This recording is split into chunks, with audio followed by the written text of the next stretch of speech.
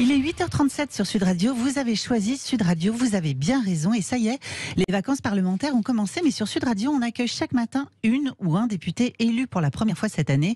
C'est le Tour de France des nouveaux députés. Et aujourd'hui, lundi, on accueille Nicolas Ray, député Les Républicains de la 3e circonscription de l'Allier dans la région Auvergne-Rhône-Alpes. Bonjour. Bonjour. Bonjour Nicolas Ray, merci d'être avec nous ce matin sur Sud Radio. Alors on va apprendre à mieux vous connaître dans un instant, mais l'actualité d'abord avec cette nouvelle escalade des tensions entre Israël et le djihad islamique palestinien. Selon vous, ça doit nous inquiéter en France, Nicolas Ray ? C'est toujours préoccupant, même si ça concerne effectivement un territoire qui est assez éloigné de la France. Il y a toujours des répercussions dans le cadre des relations internationales, dans le cadre effectivement des relations que la France peut entretenir avec cette région du monde qui est stratégique. C'est pas la première fois qu'il y a des tensions dans cette région, mais effectivement la France doit prendre toute sa part pour effectivement rétablir la paix dans cette partie du monde. Vous l'avez dit Nicolas Ray, des répercussions jusqu'en France. On se souvient aussi de la polémique avec ce projet de résolution défendu par une trentaine d'élus de la NUPES, désignant Israël comme un régime d'apartheid. Ça fonctionne aussi de cette idée que ce conflit-là, finalement, s'est invité déjà depuis quelques temps en France et continue de s'inviter en France. Oui, il y a des groupes politiques qui effectivement mettent de l'huile sur le feu. Je crois que c'est pas le rôle des formations politiques françaises de jouer à ce petit jeu qui peut avoir des répercussions inquiétantes aussi bien là-bas que dans notre pays. L'international, Nicolas Ray, c'est aussi la prise de position polémique de Jean-Luc Mélenchon qui a qualifié de provocation la visite de Nancy Pelosi à Taïwan la semaine dernière. Prise d'opposition saluée par la Chine, mais critiquée jusque dans son propre camp. Il est allé trop loin ici, selon vous, le patron de la NUPES ? Oui, je crois qu'il a encore fait preuve d'excès, d'outrance, mais voilà, surtout qu'on n'a pas de légitimité vraiment à s'exprimer sur ces sujets-là. Moi, je n'aurais pas eu cette position, effectivement. En France, on retourne en France avec, alors vous l'avez entendu, la chronique tout à l'heure d'Adeline Divou qui parlait des suites de l'affaire concernant l'imam Hassan Iquioussen. Le tribunal administratif de Paris avait suspendu l'expulsion qui avait été ordonnée par Gérald Darmanin. On a appris hier que ce prédicateur de nationalité marocaine est fiché S depuis 18 mois. Pour vous, cet imam, il n'a pas sa place, tout simplement, en France ? Évidemment, il faut quand même respecter les lois de la République et ces personnes-là qui prêchent effectivement de telles positions ne sont pas les bienvenus dans notre pays. Qu'est-ce qu'on doit apprendre finalement de cette affaire, Nicolas Ray ? C'est quoi ? C'est un nouveau couac pour le ministre de l'Intérieur Gérald Darmanin ? C'est la preuve des failles, des insuffisances qu'on a dans notre législation ou des blocages aussi au niveau européen ? Qu'est-ce qu'on doit finalement en retirer de cette affaire ? Oui, je pense qu'il y a une insuffisance de nos procédures, de nos réglementations qui exaspèrent les Français, qui conduisent les Français à avoir des votes sur des mouvements plus extrémistes. Et il faut au contraire que les mouvements démocrates qu'on représente aient une position ferme, forte, efficace sur ces sujets-là, qui exaspèrent de plus en plus nos concitoyens face à cette impuissance publique. Ça veut dire que vous avez des attentes particulières sur le projet de loi immigration qui va arriver, alors pas tout de suite à la rentrée, puisqu'il a été reporté en partie avec cette concertation annoncée et puis ce grand débat au Parlement avant l'examen du texte. Mais vous avez des attentes particulières sur ce projet de loi immigration déjà ? Oui, évidemment, il faut une attente d'efficacité. Il faut effectivement des procédures plus rapides, plus efficaces pour expulser tous ceux qui n'ont pas leur place en France, tout en respectant les règles de droit.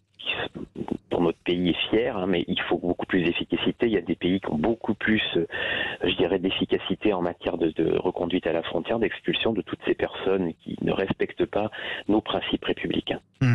L'actualité également, c'est cette sécheresse historique que connaît la France cette année, Nicolas Ray, avec des agriculteurs qui sont en grande difficulté. Pour y faire face, la présidente de la FNSEA demandait que les distributeurs augmentent notamment les prix du lait. Est-ce que vous souscrivez à une telle demande ? Est-ce qu'elle est légitime selon vous ?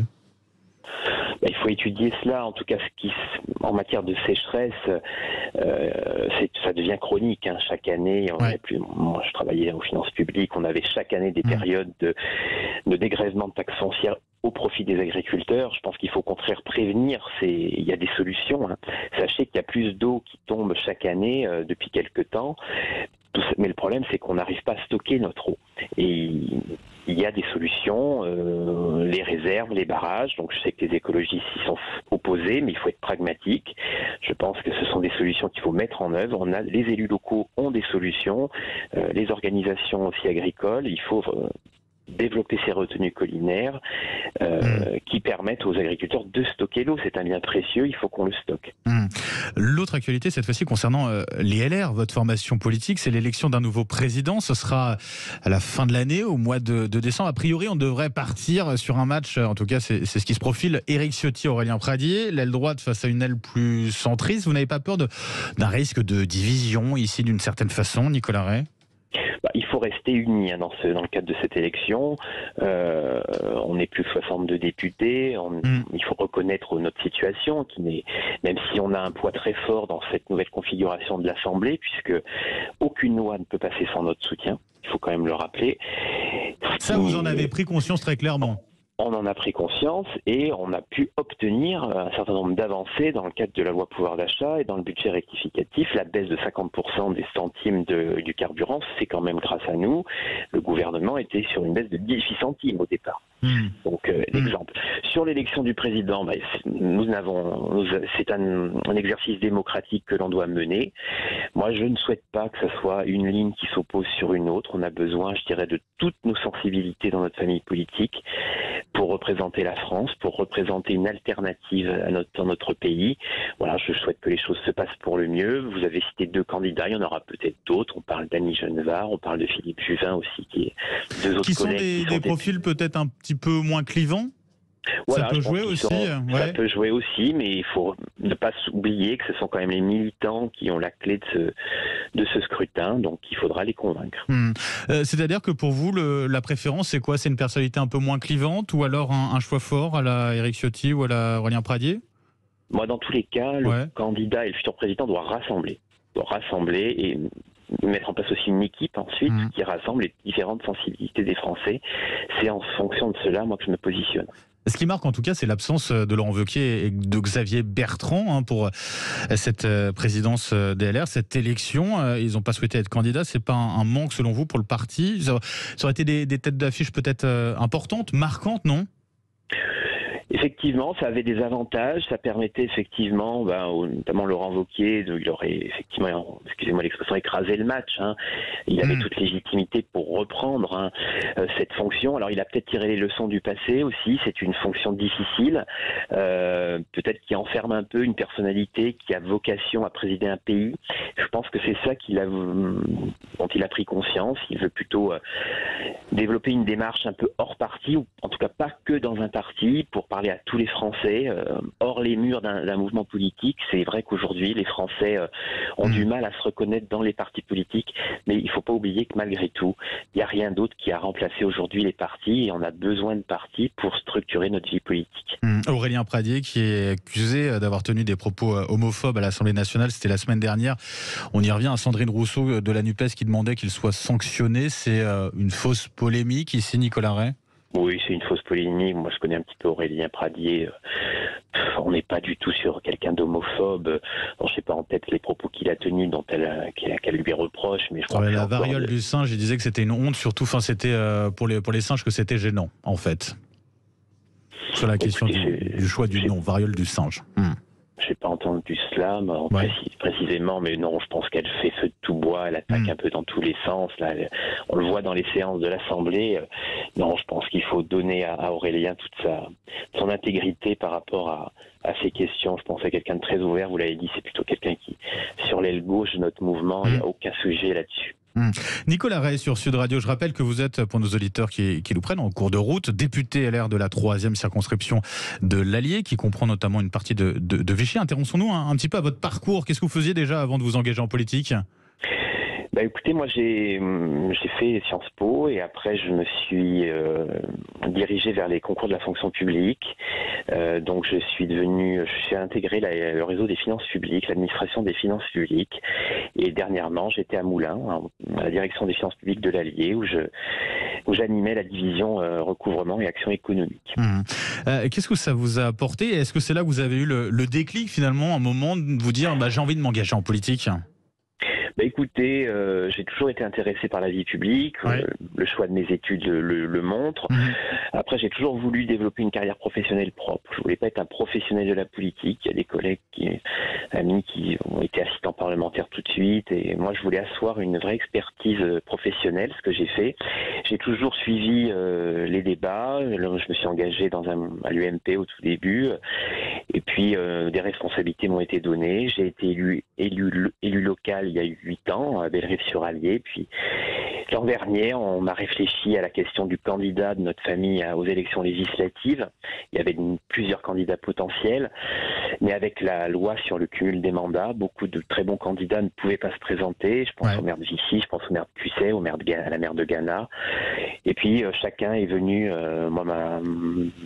m'a suggéré d'être un candidat de renouvellement, un candidat jeune, j'ai 41 ans. Voilà, donc j'ai réfléchi quelques semaines et j'ai considéré que ça pouvait être une très belle aventure, une très belle expérience. Et je l'ai saisi et je suis très fier de la confiance que les habitants de cette circonscription m'ont donné. Bon, quel bilan vous faites d'ailleurs des premières semaines que vous avez vécues à l'Assemblée nationale, puisque la session extraordinaire est désormais terminée? Ça vous a laissé quelle impression au final? On a beaucoup parlé du chahut, voilà, des débats houleux. L'impression que vous retenez, c'est quoi? Déjà, à titre personnel, c'est un grand honneur quand j'ai fait mes premiers pas dans le Palais Bourbon. C'est vrai qu'il y a une solennité de ce lieu de la démocratie française qui a une belle histoire. Ensuite, un exercice passionnant, une fonction passionnante. Je vous l'ai dit, on se sent utile au groupe LR parce qu'effectivement, notre positionnement est stratégique et charnière. Si on s'oppose avec les autres groupes, les lois ne passent pas. Juste pour être bien précis, c'est-à-dire que ce que vous dites à la majorité présidentielle relative, c'est que rien ne pourra passer ou être décidé sans l'accord des LR, quoi. En gros, c'est ça. Voilà, exactement. Si tous les groupes hors de la majorité s'opposent, ça ne passe pas.